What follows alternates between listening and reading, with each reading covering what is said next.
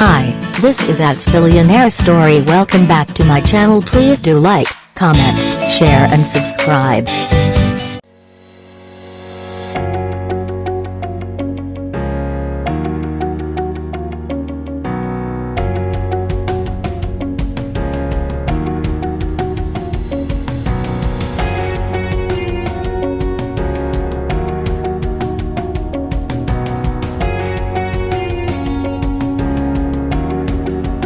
For the most part, billionaires who weren't born that way aren't young. Even if they were born into wealth, it takes a long time to go from $1 million to $1 billion. Some people, however, have no patience to wait around for the thousands of millions to come pouring in, so they find a way to make the gargantuan bucks super fast. Try not to feel too jealous as we count down the 10 youngest self-made billionaires of all time.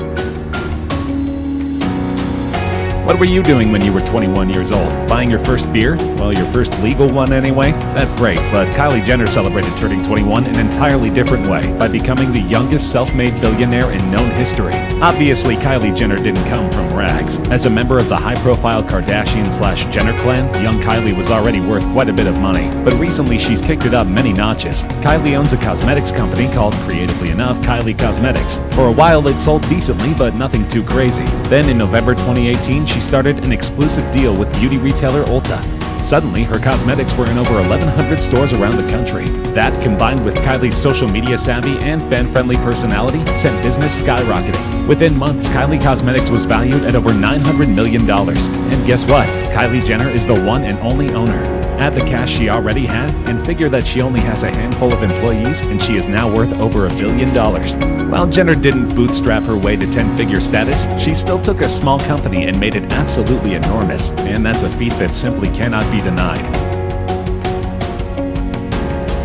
If any tech figure has influenced your day-to-day lives more than Mark Zuckerberg, we'd like to meet them. The founder of Facebook, aka that site you keep checking when you should be watching this video, is the reason social media is as omnipresent as it is today. He didn't invent the idea of social media, but he made it so accessible that everyone from hipsters to great-grandmas has a page these days. Before Facebook was the ultimate household name, however, Mark Zuckerberg was just a kid from Harvard who had an idea. He started a Harvard-only website called The Facebook. Yes, the site's original name was literally what old people call it to annoy their grandkids, originally as a fun yet sophomoric way to rank Harvard girls' hotness levels. But soon enough, Zuckerberg realized that Facebook could do far more than rank pretty girls. It could connect people. So he tweaked it to become more of a social network, one that quickly took off around the campus. It proved so popular, in fact, that Zuckerberg realized other colleges would love it too. So he expanded it again, making it so anyone with a college email address could join.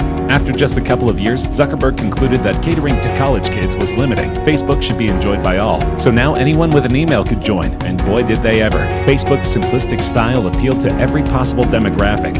Soon, virtually everyone of every generation had a Facebook account. All this propelled Zuckerberg's value to the stratosphere, and in 2008 he became the youngest self-made billionaire ever. Kylie Jenner broke his record a decade later, but at a current net worth of over $68 billion, you're guessing Zuck isn't crying much about it.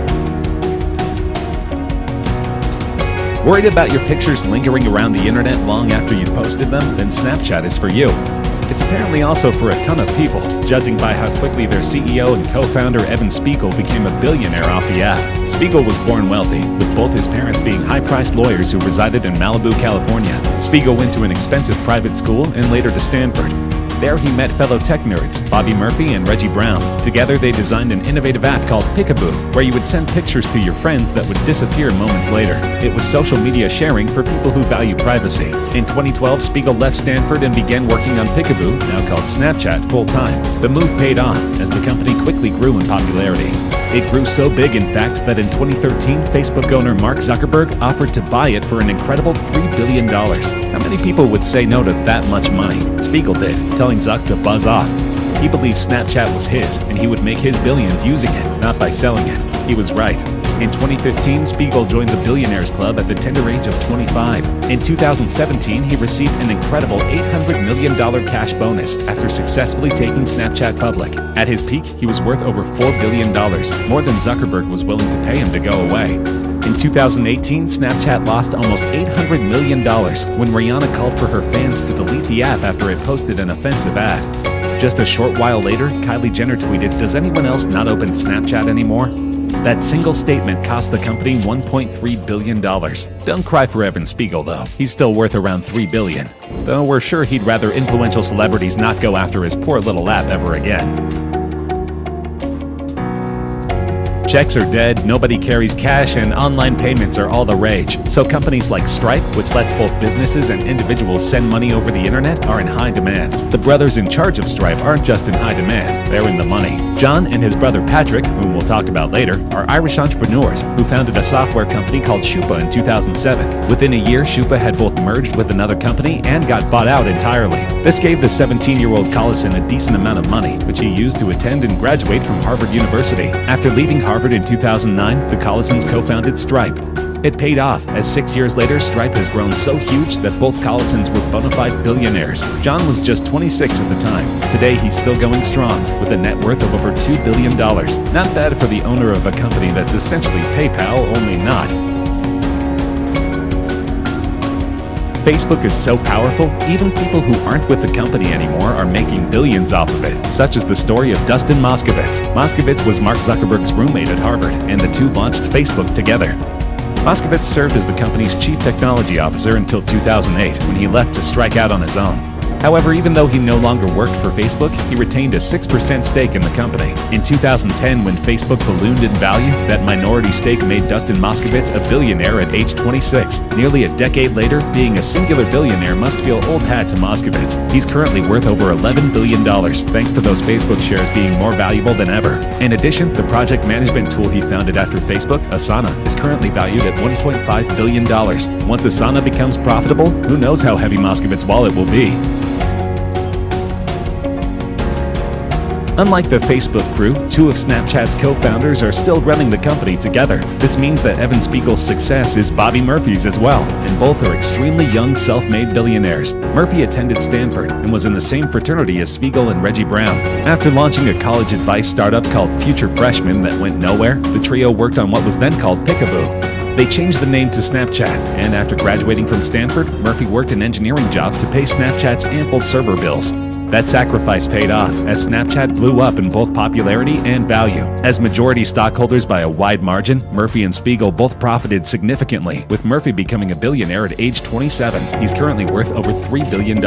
Oh, and as for the other guy, Reggie Brown, in 2013 he was kicked out of the company and filed a lawsuit, claiming he thought of the idea and wasn't given any credit. He had hoped to get $500 million in the suit, but in 2014 settled for $157.5 million. That's not $1 billion, but it'll definitely pay the bills. Stripe's other founder, Patrick Collison, became a billionaire at the same time as his brother, but because he's 2 years older, he technically took longer to make his money. He isn't complaining. Patrick was interested in technology and science from an early age. In 2005, at just 16, he won Ireland's Young Scientist and Technology exhibition by creating his own programming language. In 2010, already a millionaire thanks to merging and selling his first company, Shupa, Patrick and his brother founded Stripe. 6 years later, the company was valued at over $9 billion, and both brothers were young billionaires. Patrick alone is currently worth over $2 billion. That's the kind of money that allows someone to pursue all sorts of passions. In Patrick's case, he's a huge bookworm and parlayed that into launching his own publishing company, Stripe Press. Whether he makes money off of that is irrelevant, since Stripe has given him enough to live on for the rest of his days. If you need further proof of how huge Facebook really is, consider this. In 2010, only 8 American billionaires were under 40 years old. 3 of them founded Facebook. We've already discussed 2 of them, and now here's the third, Eduardo Saverin. You may know the fictionalized version of his story, as told in the movie The Social Network. Here's the real version. A fellow Harvard student, Saverin helped Mark Zuckerberg launch Facebook, and until 2005 served as the company's business manager. But around that time, Zuckerberg got frustrated with Saverin's non-Facebook business interests and decided to cut him out of the company. After some crafty legal wrangling, where Zuck's new company bought out Zuck's old company and didn't transfer any of the new company's shares to Saverin, the breakup was official. But Saverin was uninterested in going away quietly. He filed a lawsuit that Facebook settled by giving him around 5% of the company's shares. In 2010, as Facebook exploded in value, those shares garnered Saverin over $1 billion. Currently, he's worth over $10 billion, both because of those shares and because in 2012 he renounced his U.S. citizenship to live in Singapore. This move has saved him hundreds of millions of dollars in taxes. Apparently, for some people, you don't get to $10 billion without bending a few rules. Google, the search engine to end all search engines, is practically synonymous with the internet. It's ubiquitous as both a noun and a verb. If you say you Googled something, people know exactly what you mean. And it all started with one young billionaire, self-made tech guru Sergey Brin. Brin attended Stanford and met a kid named Larry Page during orientation. The two formed a bond, at least partially because both realized the world needed a better search engine. They created one called Google that was powered by their very own algorithm called PageRank. This algorithm analyzed the amount and ranking of a website's backlinks to determine how high or low the site would appear in a Google search. Google took off at Stanford, and once it became available to anyone with a computer, it completely revolutionized web surfing. It became so huge that when the company went public in 2004, it was already valued at $27 billion. This made Brin, just a few days shy of 31 years old, an overnight billionaire. 15 years later, Google and Sergey Brin show absolutely no signs of stopping ever. Google is currently worth about $300 billion, and its parent company Alphabet is worth an incredible $900 billion. Since Sergey Brin owns both, he's making money like crazy. He is currently the 10th richest person on Earth, with almost $54 billion to his name. Not bad for a website that upon first glance is a white screen and a search bar and not much more. Technically, Elizabeth Holmes was a self-made billionaire. In reality, just about everything that made her rich was a giant scam. In 2003, a 19-year-old Holmes founded Theranos, a blood testing startup that claimed they could perform full blood tests using a minuscule fraction of the amount of blood other tests require. The idea attracted many backers, and by 2014, the company was valued at $9 billion. That meant the 30-year-old Holmes was worth an incredible $4.5 billion, making her the youngest female self-made billionaire at the time. However, just 2 years later, Forbes revised her net worth to a whopping zero. That's because a series of investigations revealed Theranos' revolutionary blood testing technology simply didn't exist. One by one, financial backers dropped out of funding the company. Pharmaceutical companies backed out of working with them, and Holmes found herself legally barred from owning another company for 10 years. Her problems aren't through. She's also been charged with multiple counts of criminal wire fraud, with a trial set to begin in the summer.